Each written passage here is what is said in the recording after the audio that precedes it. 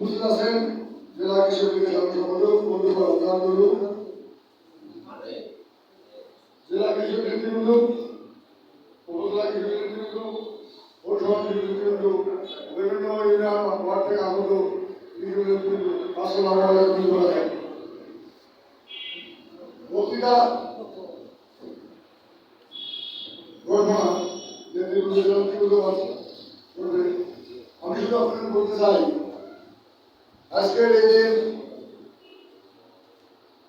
এদিকে স্মরণ করে আমরা তারা কৃষক লীগ করি, আমরা শপথ গ্রহণ করি, পাশাপাশি আমাদের ভাগ্যের উন্নয়নের জন্য জনদের শেখ হাসিনা সমস্ত কর্মসূচি গ্রহণ করেছে, বাস্তবায়ন কৃষক লীগের মাধ্যমে হবে। আমি আশা করব জেলা কৃষক লীগের নেতৃবৃন্দ আমাদের যে নেতাকর্মীর দাবি ইউনিয়ন, উপজেলা, জেলা পর্যায়ে যে বাস্তবায়ন কমিটিগুলো আছে, আপনারা আমাদের সুযোগ্য নেতা, জনতা, জননেতা, লালমোহনের উন্নয়নের ভাগ্যের কান্ডারি যারা আমাদের সূচীবদ্ধ করে আমাদের ইউনিয়ন কমিটি, উপজেলা কমিটি এবং জেলা কমিটিতে আমাদের কৃষক লীগের নেতৃবৃন্দ তাদের অন্তর্ভুক্ত করা হয়, এই আশা করব। পাশাপাশি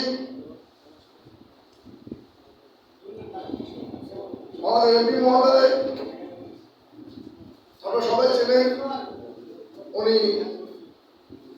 লালমোহনের উন্নয়নের জন্য